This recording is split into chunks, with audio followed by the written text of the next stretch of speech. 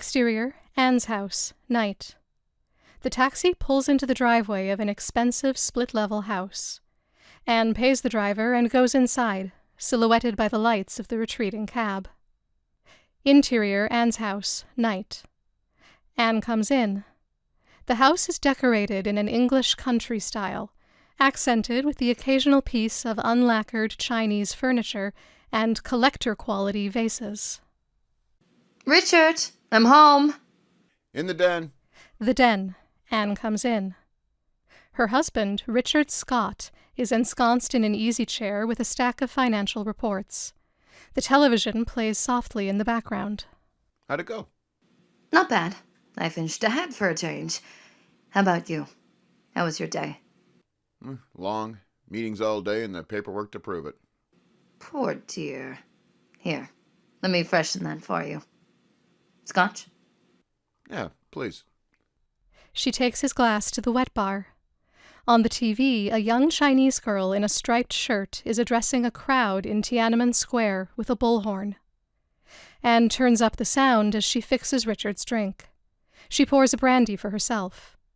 The voiceover proceeds in the impeccably correct tones of the BBC. In Beijing today, students called for a boycott of classes to protest an incident near Tiananmen Square where students and reporters were allegedly beaten by police while taking part in the growing pro-democracy and reform movement that has sprung up in the wake of the death of former Communist Party General Secretary Hu Yaobang. The film ends and the newscaster reappears. She turns out to be an engaging, dark-skinned East Indian woman. An editorial by the New China News Agency, issued in response to the boycott, warned that it was important for the students to make the distinction between what is right and wrong. Anne turns down the sound and hands Richard his drink. What do you make of all that? What's that, dear? The students in Beijing. Oh, well, to tell you the truth, I've been so busy I haven't really paid much attention. Some sort of protest, is it? Some sort, yes. About freedom of speech and democracy. The usual things. Do you know what it reminds me of? Being back in university, when we all took to the streets with so much anger and energy protesting everything. Yes, and understanding nothing. Perhaps not, but it was exciting. And felt like it meant something.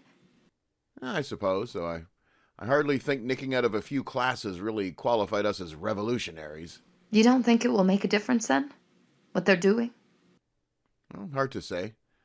I don't imagine anyone would mind seeing the Reds loosen their shoes a little before they took over this place. It would certainly help the investment situation. Yes, I expect it would.